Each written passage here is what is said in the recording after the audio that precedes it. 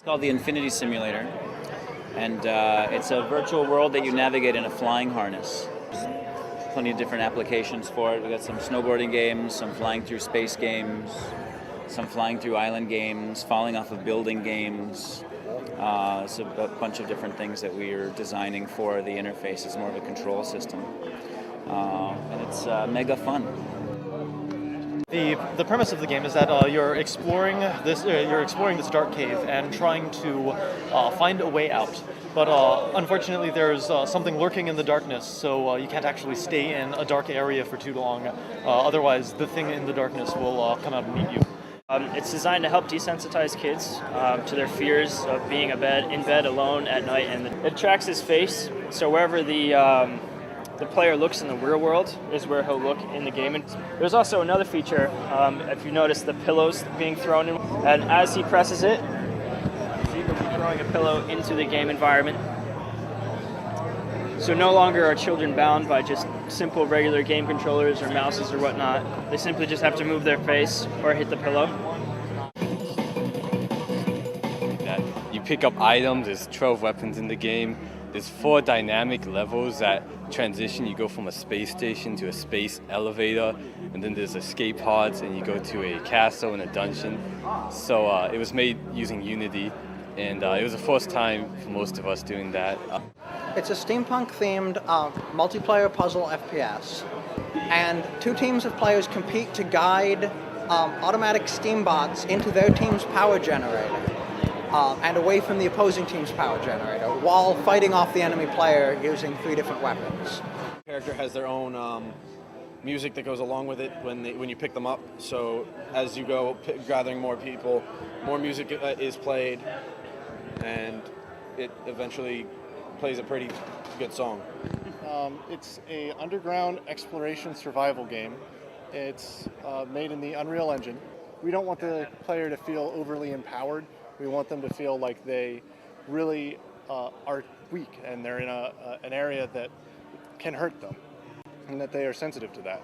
This is our game, Save the Princess. Basically, it's based off of Star Fox 64, with a single exception that we have, instead of using a gun, you have this massive sword. We wanted it basically as a parody of the Japanese anime styles. So I was also strongly inspired by Ren McGree, the surrealist artist. Vim is kind of a game about cooperation between 4 different characters that have to help save the forest from this kind of evil, infectious darkness. And the idea is that there's one main character who can light the forest on fire, thereby destroying the darkness, but also destroying the forest.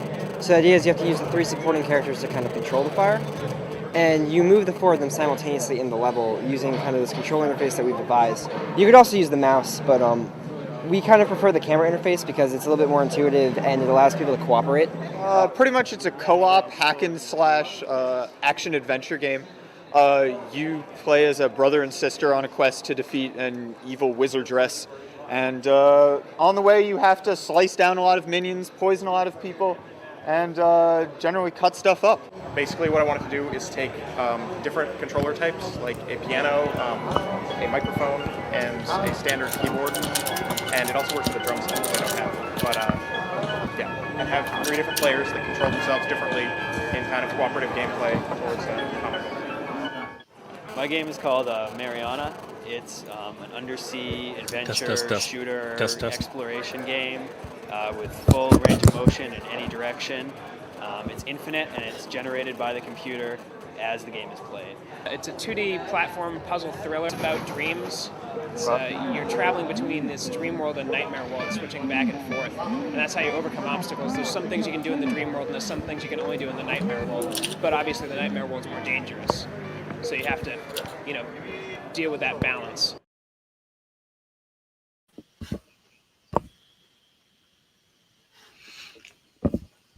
All right. Welcome back. It's a really remarkable seeing how far this event has come in the last 10 years. Some of those games, I think, were made by some people who are here tonight, in fact. So this is like a real kind of like walk down memory lane. So in just a few minutes, we're going to begin with the award ceremony. The games that you've been seeing here this afternoon on the live presentations and out in the expo. These are all competing for awards tonight for artistic excellence, for narrative excellence, technical excellence, excellence in innovation, and the ever popular Audience Choice Award, and then finally a grand prize award for the best overall game. We've had a team of expert judges who have been busy at work playing all of these builds over the last week and coming up with the finalists and the awards recipients. So are we ready to go? Ready to start this? Yeah. Sure. All right. So the first award that we're going to give out tonight is the excellence in is the Artistic Excellence Award. So games are so much a visual medium. There's so much about the look of the world that you create, the aesthetic style that you create with it. Whether that's something that is beautifully rendered and photorealistic, or something that has its own abstract, stylized kind of a look to it. And here with me tonight to introduce the finalists and announce the winner of the Artistic Excellence Award is Cindy Li Ming. Hi, Ben. So having celebrated her 11th year as an artist at First Playable Productions, Cindy has helped ship over 30 titles across various platforms. She's passionate about game UI, automation, and is always excited about playing with new tech. She's also an active volunteer for a local cat rescue, fostering cats and coaxing the lame game devs to adopt more cats. If you want to adopt a cat, just post in the chat. We have all sorts of cats. Please adopt. This is my second year judging GameFest, and were you saying something, Ben? This is my second year judging GameFest, and I'm really happy to see all the games this year, because last year when I was judging, I was actually really sick and I didn't want to touch anything at the expo hall. So I didn't get to play any games. But this year I get to play all the games, and I'm really excited to welcome the finalists for Artistic Excellence Award. And as a game artist, I took note of visuals that are not only beautiful and pleasant to look at, but also ones that functions to support and elevate the game as a package as a whole. And these games really stood out to us for their artistic vision.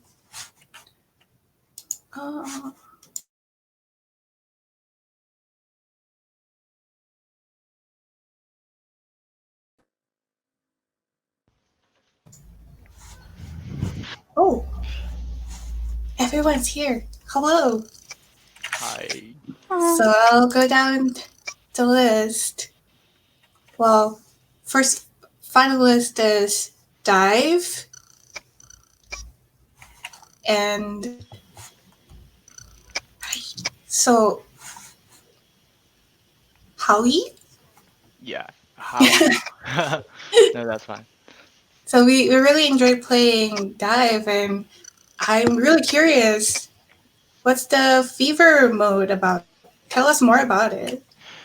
Oh, okay. So, since Dive is a fast-paced action platformer, and we really want the player can feel the excitement, and to create such an exciting moment, and also do cool skill shot frequently, and actually during our playtest we found several problems. Is player will make mistakes by like accidentally, so we want to compensate this kind of mistake, so we create favor mode. Favor mode can just give a buff to the player, so you can dash more and you have more tolerance on making mistake, and you can even get faster. That's more like to create kind of game peak moment of the game. Yeah. Yeah, it was really surprising when I first discovered it. It was like, oh, okay, it's disco now. Okay. Well, good work. Thank you and congratulations. And I'll introduce the second finalist as Fast Forward. Hello. Hi. Hello, Beck. So my question for you is, what feature did you have most fun implementing in Fast Forward? That's a tough one. So from the very beginning, we worked on. I think for our very first milestone, I was having trouble figuring out how the platform gun would work, how shooting it and then platforms expanding out would work. And so I just went into UE4 and shot a bunch of, used the default pin and created a particle that would pop and create a circular platform. And as simple as that turned out being, that still is absolutely my favorite module in the game, because it just it was so much fun, like seeing the unexpected things that happened with it. The glitches for it were absolutely hilarious. At one point, I got my head stuck in the bouncy one, where I would keep bouncing upward forever, stuck into it. That was amazing. And at one point, the basic platforms would launch other items away from them when they expanded out.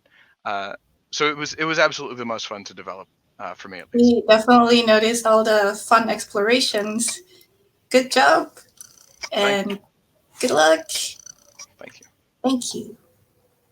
And the next finalist is Wiltune. Hello. Hi. Oh, what's that in background? That's really cool. Oh, it's just a bow. It's decoration. Ah, I like it. Thank you. So you did the environmental modeling? Yes. Yes. So what was your favorite level to work on? Ooh, that's a tough one. I would have to say my favorite level to work on was definitely the orchestra hall, our last level. And maybe that's me saying it was our last level and it was our final stretch. But it was when we all came together as an art team to like really hone in on what we need to get done in the pipeline, have everything come together, and just coordinating with our group and being able to see all of our assets get implemented and look like decent together. It was just so fun. So that's why I really liked doing that, because it was just our ending. Yeah, we could definitely see like the fruit of your collaboration. It was really wonderful. Thank you and good luck. Thank you. All right. Well, I'm going to announce this alone, I guess. Well, the winner of Artistic Excellence Award is...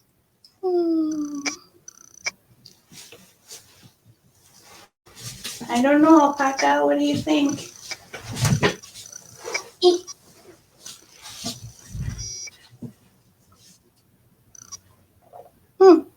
Wiltune. Thank you. I don't know what to say. I'm so speechless. Well, too bad, because you have to say stuff now. I just want to say it feels so great, especially being part of the art team, that we worked really hard on this game and we wanted to really make something unique and something that stood out, that could really elevate the game, not just by its mechanics, but by like looking at it, you could tell it was a different game. And that's just really what we wanted to do. And we're glad that you liked it. That's the highest compliment we could ever ask for. We really enjoyed playing the levels that were presented in the demo. And I'm excited to see where you guys will take it from here. Congratulations. Thank you so much. Bye, everybody. Bye.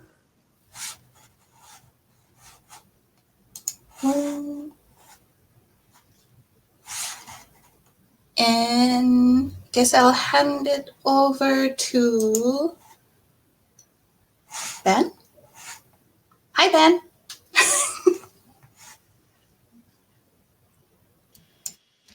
Thank you, Cindy, and congratulations to the Wiltoon team. Bravo, well done. Over here in Sansar, or up on stage, I hadn't quite figured out how to spawn like a virtual trophy on stage, but here is a beach ball and some balloons that come as the default things that you could spawn.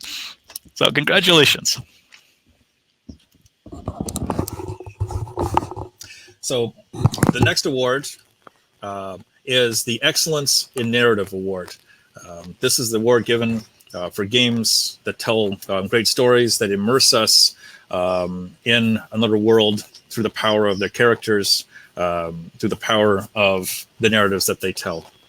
To introduce the finalists for this year's Excellence in Narrative Awards and announce the winner, I'd like to bring up Maurice Suckling. Maurice is is a professor of practice in the GSAS program at RPI. He's a game writer, narrative designer. He's worked on both AAA games, indie games, and also his current research interest is in board games for historical simulation. So, Maurice, what can you tell us about the games and the stories that they told us this year? Thank you, Ben. Well, narrative wasn't always welcomed at the proverbial game design table. About 20 years ago, that was not really the case. Narrative was thought of in quite the way that it is now, where certain kinds of games, depending on the game itself, the game narrative is a defining and most memorable part of that player's experience, perhaps through nonlinear structures or through player captivating agency or engaging characters or dialogue. And we've got a variety of those types of things in our finalist lists. So this, let me tell you the finalists for the Narrative Excellence Award. This is an award worth 500 smackaroonies, which is real currency. Turns out it's not a real currency. It's actually in dollars, which is also a real currency, but has a one-to-one exchange rate. So that's good. I'm happy to tell you the finalists for this year are by project name. We have Tales of Amber. Hello. Hello. Jenny, living in an apartment inside a whale seems preparation for social distancing. Would you say that is true? I'd say that is true. I'd say that if you're living all on your own, then that's perfect social distancing. I don't know that whales can get any viruses. Well, give it time. Perhaps they can. One day. All right, thank you, Jenny. And our second finalist, again by project name, is for Space-Time Liaison. Hello. Hello, congratulations. This Prince character, he's a rather tricky customer. Did you fall in love with him a little as you were writing him, or did you dream about murdering him?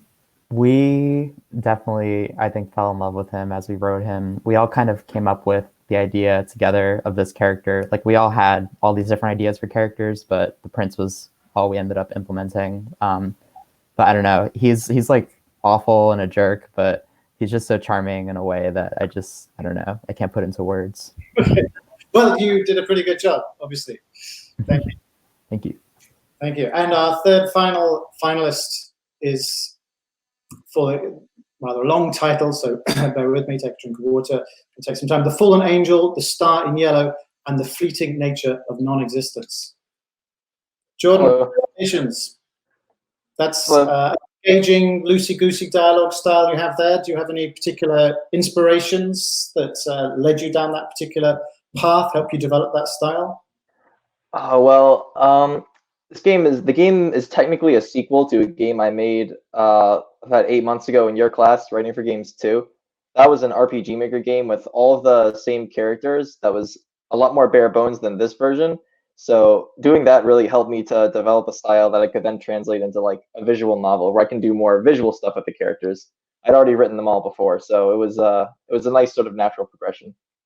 And were a lot of these, you get a lot of this dialogue out first or second pass? I'm sorry, I didn't hear you. The audio cut out. Dialogue out first or second pass, or did you go over it a lot and kind of refine the style? Oh yeah, yeah. Whenever I write games, I always sort of write it and edit it as I go. So it's sort of a slow, like dense process. Like I have like a plan for everything, but I edit it as I go, and so it can be slow going sometimes. Great. Okay, thank you. All right, now let me tell you. I'm going to tell you who the winner is. You can pretend I'm opening a virtual envelope, or you pretend I'm opening a real envelope. It's really up to you. Just before I do that, a reminder for winners, finalists, and for everyone who exhibited at Gamefest to update this on your LinkedIn, on your CV, your resume, wherever it is that you need to do that stuff to make sure it doesn't get forgotten. This is an achievement. It's not something you want to forget. Okay, so I guess pretend that's an envelope. I'll recycle it later. The Fallen Angel, The Star in Yellow, and The Fleeting Nature of Non-Existence is this year's winner. Oh, wow. I wasn't expecting that. Thank you so much. I appreciate it. You're welcome. The floor is yours if you have anything pithy you'd like to say, or it can be... All right. What can I say? I think it might be interesting to talk about the real beginning of the game. Indistinct, if you like. You can also do that. Well, I've been working very hard to become a writer at RPI, and it's been difficult. Graduating this semester with quarantine and the coronavirus and everything has been very, very difficult. Most of the past 2 months has just been me in my room working on this game. So I'm really glad that I was able to receive this award. Thank you so much. Thank you, Jordan. Thank you very much, and well deserved. Now, I'd like to send you back to our beloved Ben Chang. Ben, back to you. All right. Thank you, Maurice. Our next award is for technical innovation. This is given to the games that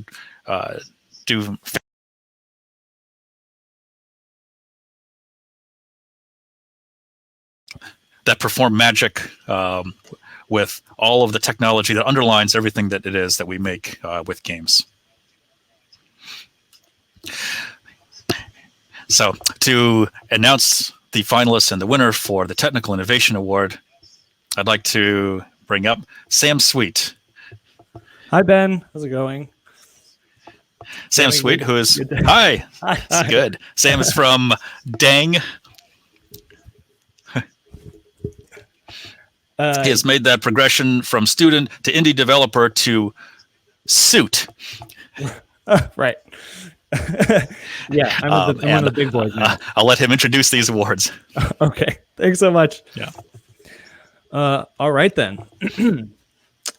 Video games can tell us beautiful stories. They can be gorgeous works of visual art, and they can move us with subtle and powerful sound design and music. They can bring people together when they can't be together physically. They can be playgrounds for inventiveness and curiosity. And at their very best, they can inspire us to make meaningful real-life change.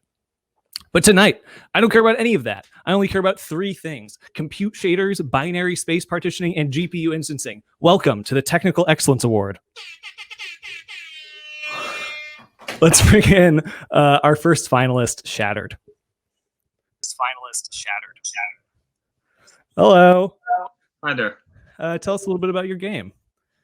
So our game is the first-person psychological horror game that was created by a bunch of students from Game Dev 2. We put in a lot of effort on analyzing a individual's mental illness and then using that as a creation to portray some sort of horror feeling. But then our main goal wasn't just to trying to scare people.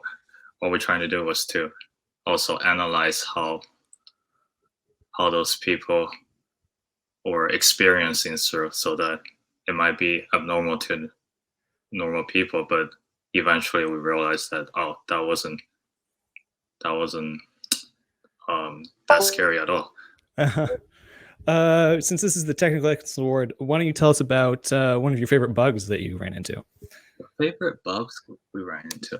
So there was just it was a time that our main mechanics was using a mirror to reflect out the hidden objects from inside the scene, so that it took us a little bit of the time to actually get the positions correct, because inside the normal game scene that wasn't being shown, you have to see through the mirror, but then it was hit, but then you had to navigate around the mirror to actually seize it.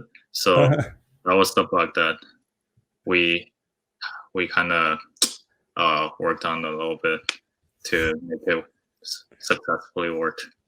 Yeah, classic. Lots of stuff like that always comes up. Sweet. All right. Thanks. Good luck. Thanks a lot. Okay. Our next finalist is Pandora's Box. Hello. Congrats on your being a finalist. Thank you. Yeah. Give us a brief rundown of what Pandora's Box is all about. So in Pandora's Box is a mixed reality game in which you play a group of thieves that are in trying to steal Pandora's box from the Greek Contemporary Museum through a variety of real life puzzles, such as shining like black lights on cards, or various like color puzzles, and motion capture puzzles like standing in the correct place or organizing items in a specific way or pointing an item at a correct place on screen. Your goal is to get the codes to unlock the locks to Pandora's box. Great. And you have a favorite bug you want to share? I wouldn't really call this my favorite bug, but more of the most prevalent one. So we, for our project, we had to use Vicon cameras for these motion capture. These cameras are quite old, and they often like to see objects with very different motion capture ball arrays on them as the same object sometimes. So very often, so one of our puzzles triggers the moment an item is removed from its case, but it very often would confuse one of the hats. So every player has to wear a hat in the game, and it would often confuse one of the hats for that item. So a guy would run around, and then suddenly the puzzle would be solved. The item, because the game thought the item was taken out of its case. Right. Wow. Yeah, I've done a little bit of VR work and motion tracking, and it's a real nightmare sometimes. It can be a whole thing. Oh, yeah. All right. Well, good luck. Thank you. Cool. Okay. Our third finalist for the Tech Excellence Award is called Warping Game. Hey. Hello. Congratulations on becoming a finalist. Thank you. You want to give us some details about what your game is all about?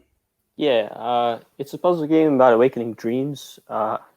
You can push around blocks in a Sokoban-like way to help you warp around. So, like, you push a block and it's like a mirror. So the further you are from the block, the further you go. Oh, cool. Yeah, surprisingly, a lot of interesting things come up just from that small set of rules. Nice. Yeah, one of those puzzle games that has a lot of depth just from a few mechanics. Classic. Any favorite bugs? I wouldn't say it's a bug, but when I had to program the way, because if you're far from a warp block, like the further you are from it, the further you warp. So I used puzzle script, and you can't really define variables in that, or at least I didn't know how to. So I wanted to do it in some way that wouldn't just be me hard coding a bunch of values. So I tried like a million ways, but none of them worked. And then I ended up just hard coding values. And then the other day I found out you can actually do loops, but I didn't know about that syntax. Oh, man. I didn't find it. So it was like, now it doesn't look good, but I mean, it works. If it works, it works. That's I think, all programming. That should be the motto. All right. Well, good luck. Thank you. Okay. Well, without further ado, let's find out who won. And it looks like here it's Pandora's Box. Congratulations. Wow. Yeah. You have any words? I'd like to thank first. I'd like to thank the rest of the team. We had a fairly large team when we made it. I don't know how many of them are watching, but thanks, guys. I'd also like to thank Ben and Sylvia for giving us access to the cave because we couldn't really make our augmented reality motion capture game without augmented reality motion capture tools. Yeah. And lastly, I'd like to thank Enigmatic Escapes down in Troy. They run an escape room there, which the rest of the group played there for research, and I've already done it, so I got to laugh at them play. But thanks to them as well for just helping out and giving us escape room ideas. Nice. It's cool to see video games inspired by board games or escape rooms or any of that kind of stuff. Sweet. Okay, well, congratulations. Thank you. All right. I think we're gonna do the innovation award next, but first we're gonna throw it back to Ben to bring on the next host. Hello. All right. Hello. Thank you, Sam. Sure. So for our next host, we're also going to bring it back to another Ben. So Sam is 1/5 of the indie studio Dang. Now you're going to meet another 1/5 of that studio, Ben Calkins from Dang, to introduce the finalists and the winner of the Innovation Award. So Ben, what is it that you look for in innovation in games? Well, I was thinking about this, and innovation kind of has the cursed property of being turned into a buzzword, but that's just because it's kind of been co-opted by people who really don't actually act on it. But that doesn't mean it doesn't carry real meaning. There is such a thing as innovation, and there's no secret to it. What it means is someone had an idea and wondered why no one else had tried it before and executed on it. It's about something where the novelty of the idea is enough to carry it. It's not necessarily as important how it was executed so much as just the little gem of the idea carried so much novelty that it itself was inspiring, regardless of what sort of aesthetic trappings it had. And that I think is the core of innovation. All right, thanks. And so who stood out this year? Well, our first finalist is Oracle. And it was made by TBD Games, and we're talking to Steven from TBD. Yeah, hey Ben, how are you? I'm good, Steven. Congratulations on being a finalist. And I didn't actually get to play the game because of I don't have access to a VR headset. But why don't you actually tell us a little bit about it first? Sure, definitely. So, Oracle is a game. It's a VR game. It's action adventure, and it's designed to be completely played without sight. So the entire game world is conveyed to the player through just sound and touch. So the way that works is every object within the game is made of its own material, and each material has a unique sound when the player's weapon taps against it. So the player's weapon becomes not just a weapon, but also a navigation tool. One thing I was wondering is there's a great deal of possibility in terms of accessibility with the concept behind the game, and I was just wondering if that was a big motivation behind the concept. Absolutely, that was the starting motivation. Was we first wanted to make a game that could be as equally enjoyable for sighted and blind players, and that just kind of evolved into it being an action adventure game for the blind and without any visuals at all. I think I'm not alone in saying I really appreciate that kind of consideration. Well, thank you again, Steven. Good luck to you and the rest of your team. And our second finalist is Brotherhood. And I'm talking to Sun. Hi, Ben. How you going? I'm doing good. Sun. So why don't you tell us a little bit about Brotherhood? Well, Brotherhood is like a remake game of my old game, named Three Brother. And people like crazy love about it. The difficulty, puzzle solving, people love it. So I mean, like in the final, like last week, my teacher asked me to like remake a game. So I chose that game because it had a lot of potential. And I think that the difficulty is the key of player love solving puzzle. And I add more mechanic, remake the art, everything, and here I am right now. It's really great. I love it. I actually got a chance to play it. It's a really cute little idea. It's like a really great, simple idea that you can extrapolate on in a lot of creative ways. I was just wondering if you have plans to expand on it in the future, because there's a lot of potential with it. Yeah, I think I'm gonna expand it because now I'm doing that alone. So I have to like get some people, move it to another platform because like TurboScript is not a great platform to make a big game. So I'm gonna make it in Unreal or Unity. I don't know, but it's gonna have the part 2 of the Brotherhood. Well, I beat all the levels you put up, so I look forward to seeing some more of them. Well, good luck to you, son. All right, thank you. And we now introduce our third and final finalist, Retail Rally. Hi, Ben. Hi, Andrew. So, can you tell me a little bit about Retail Rally? Sure. Retail Rally is a multiplayer competitive shopping game, local multiplayer, where everyone connects their controller device to the computer, and they also connect their phones as an extension to the UI and to the game experience. The phone kind of aids the shoppers in navigating the store with the GPS, and as well as giving them the shopping list. This kind of acts as sort of a solution to a problem that a lot of split screen games face, which is that you can't contain your own information. Everything's out on the screen. I remember when I was like 10 years old playing Call of Duty with my brothers, I was just better than them, right? But they kept claiming it's split screen peeking. So that's kind of something that's been embedded in me, finding a solution to that. And this is a little device that everybody has in their pocket.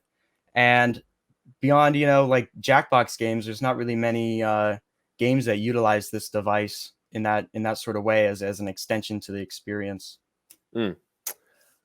Yeah, my first question was actually going to be if your inspiration for this came from an awareness of the potential in the marketplace because of the success of something like Jackbox and the ubiquity of cell phones to allow something like this to happen. It almost allows for it's almost like a resurgence of the couch co-op experience. And I was just wondering if you have any plans for a wider release, because there's a lot of potential with it. There's a lot of potential to reach a larger audience because it's a little bit more of an easygoing experience. Yeah, so we plan to take the game beyond this semester. We're going to work on it further in the summer and potentially into the fall, however long it takes.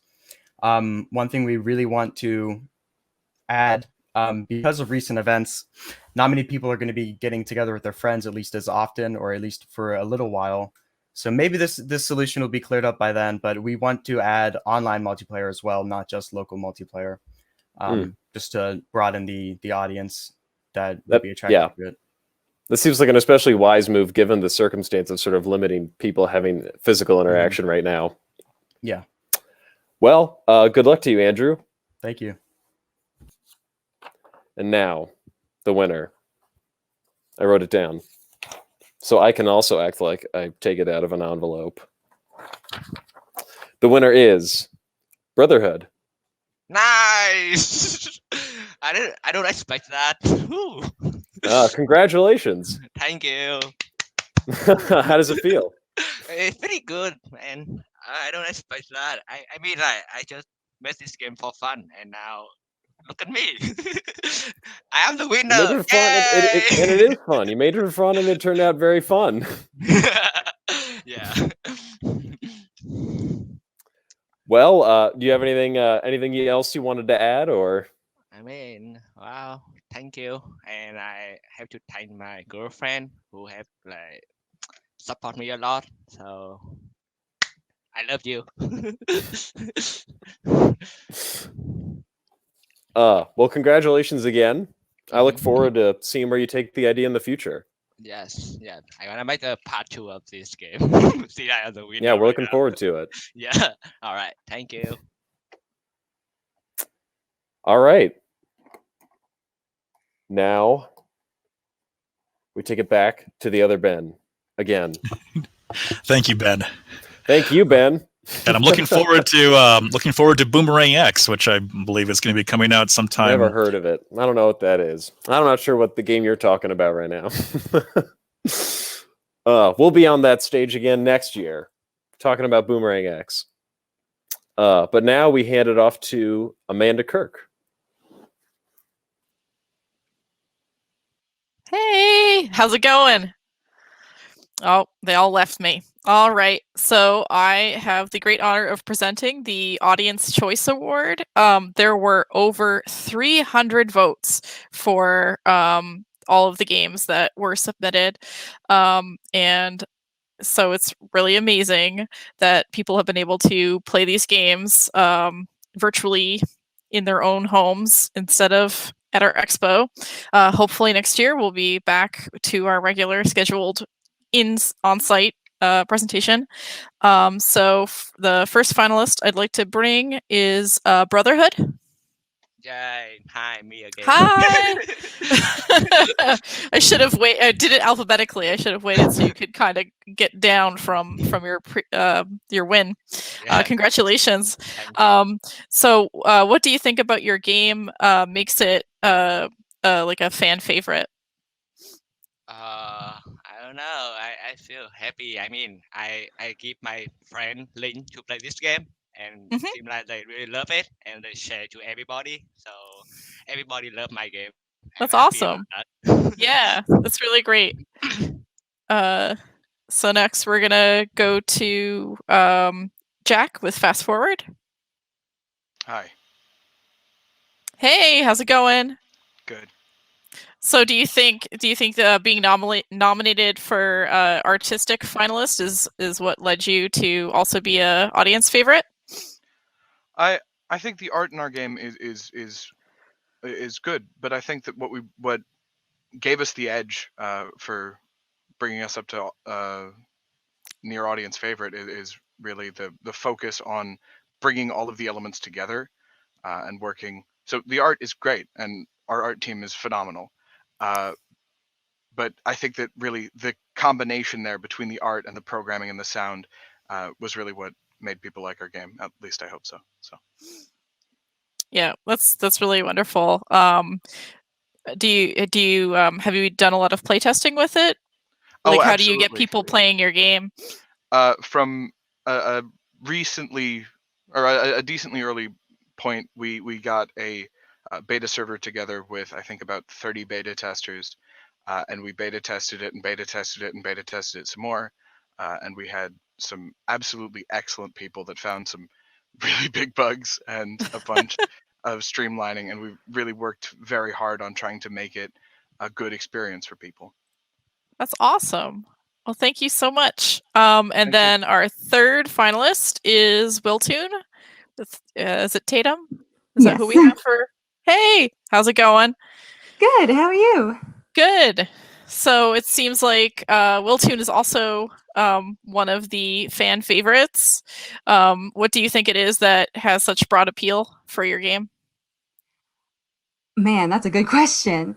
As part of the art team, I'd like to say the art, but we've had some amazing programmers on our team, and they've worked super hard on these interesting mechanics, and I think they did a really good job. And also our music designer, he did his own music, composed it for our game, and that's really stellar. So I think altogether, just us putting in our best effort, hopefully people liked that.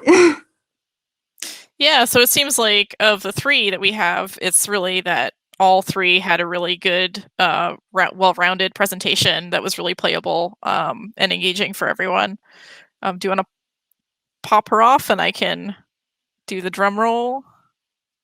Yeah, so cool. So it came down to the wire. I had to shut off our votes because they kept coming in and coming in and coming in.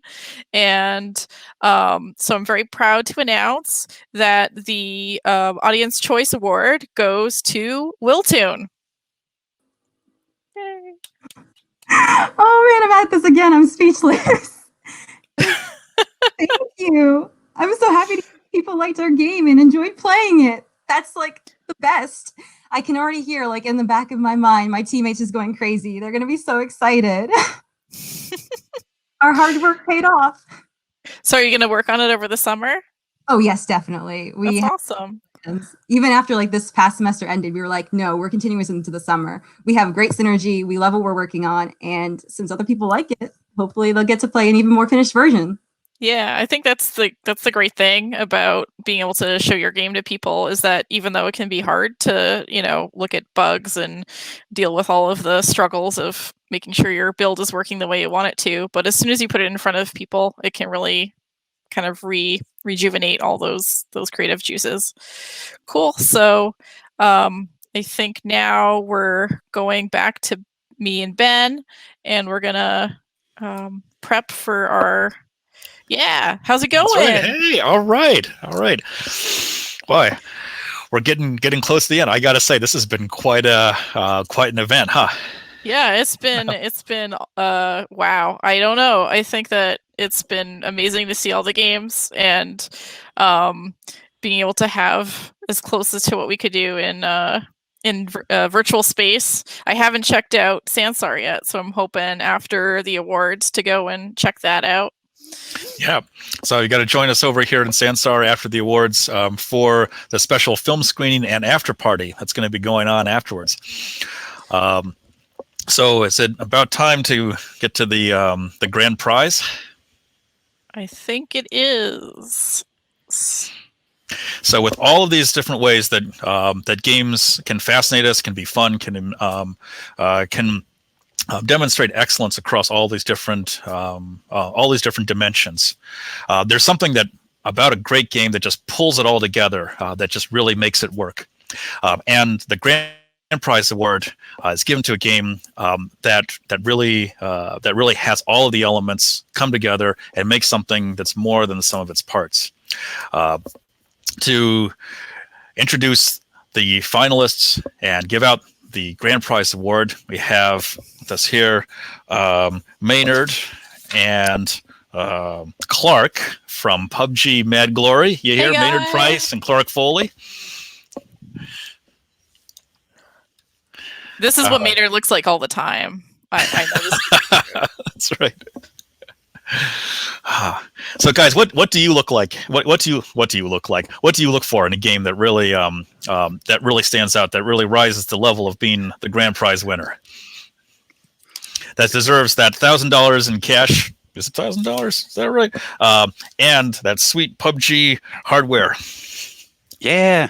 Hey, everybody. Hey, Amanda and Ben. Thanks for having Maynard and I. It's a real honor to be here to represent PUBG Mad Glory from Saratoga, to be here for RPI Game Fest. And yeah, thank you, RPI. Thank you, GSAS. And thanks to everybody behind the stream making it happen. And of course, all the people making awesome games. So Maynard and I, we looked deep into the loot boxes we had in PUBG in the Battlegrounds, and we were able to pull from the magic hat a Rival 310 mouse, a SteelSeries PUBG Edition backlit keyboard, a Winner Chicken Dinner SteelSeries headset with mic, and a large PUBG mouse pad as well. So for the winning team, there's a full set for each person on the team. So on behalf of PUBG Mad Glory, just again, super happy to be here, and I hope you guys like the swag. You guys earned it.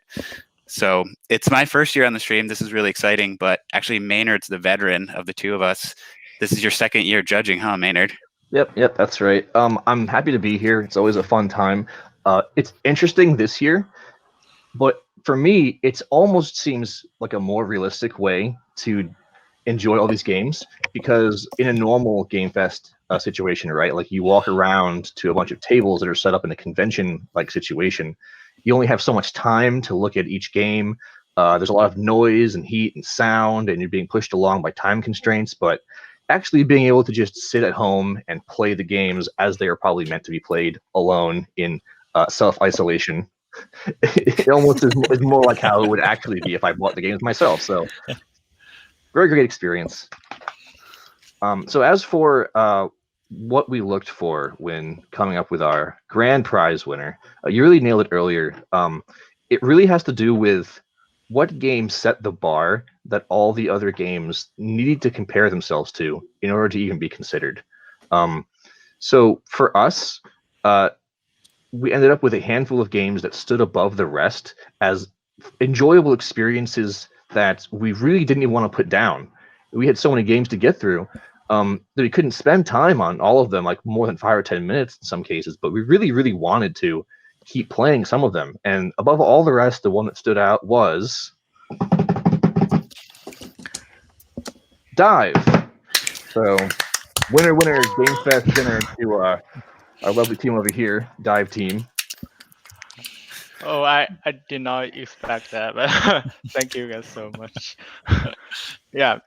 So Dive is a project we have worked on for a year, and we really spend a lot of effort on. Since our team only have 4 team members, none of us are artists, all of us are programmers, and this game is kind of falling to the programmer and the design side. And really appreciate we can get this rewarding here. And I never expect this one, but I feel really good at this moment. Thank you, guys.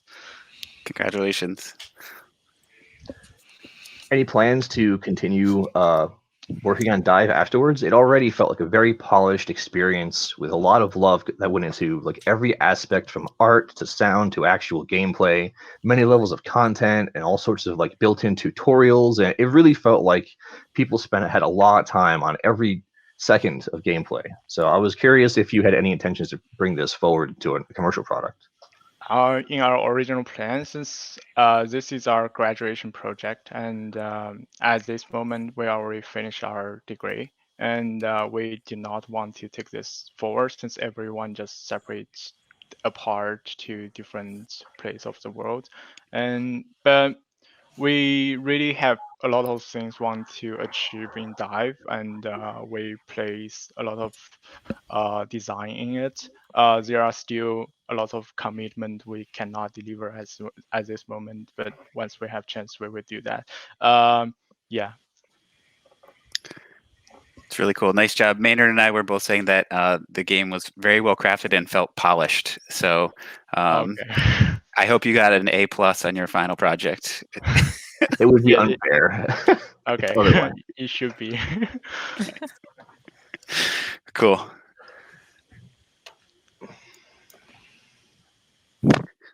Good stuff, man. That's the finale right there. All right.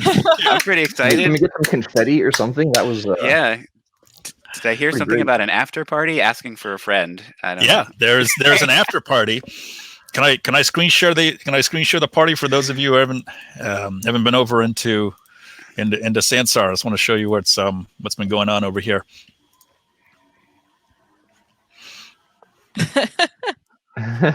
So we've got a party all ready to go.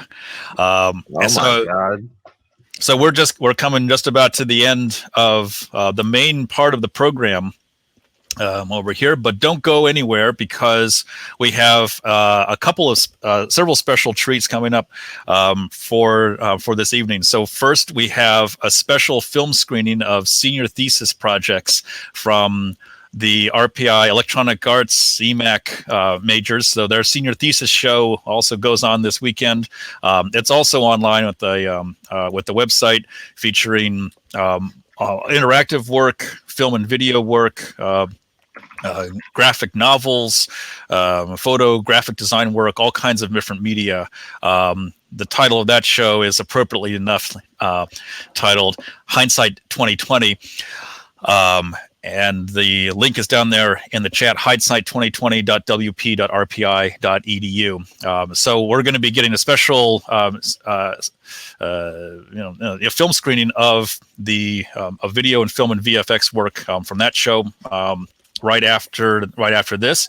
And directly following the film screening, we'll be continuing on into the after party with DJ Ofoot and DJ Unomi, and they'll be I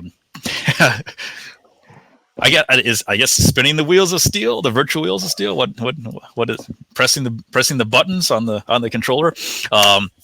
Anyway, but we'll get to see our avatars do more fantastic dance moves like this to their beats.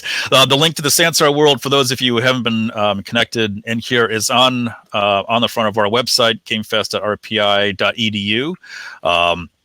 So do go connect in there, get dressed up, get down, and we will see you over there really shortly. Before we wrap up in this part, I just want to say a few words. I want to say thank you again to all of the judges. I want to say thank you again to PUBG Mad Glory for sponsoring us this year. A big thanks to Richard Lin and Jen Wong behind the scenes, who have been running this stream all day and holding this whole thing together. Really huge thanks to, I'm mirrored that way, Amanda Kirk, right here, the project coordinator for the Digital Gaming Hub, who has been doing an absolutely Herculean effort to pull this event together in this new online form and transform it. A big thanks to all the GSAS faculty and staff for pitching in, helping make this thing happen. Thank you again to the Empire State Development Centers of Excellence program, which supports the game development industry and community throughout the state of New York. And as always, an extra special thank you really this year to all of you, all of the teams, all the students who have been so agile and adaptive and still made such fantastic games under truly remarkable, unbelievable circumstances in the world today. I just want to say, if there's any find ways of still getting together and connecting, and we see how games can make that happen, how games can be one of the ways that people are still brought together, even if we all have to be remote. It's really wonderful to see all of you dancing out here. And I hope you'll stay with us for the remainder of the evening. So thanks again to everybody. Big hand. And now we'll be shortly switching over to the Hindsight 2020 Film Festival. So don't go away. Yep, please tune in. Thank you.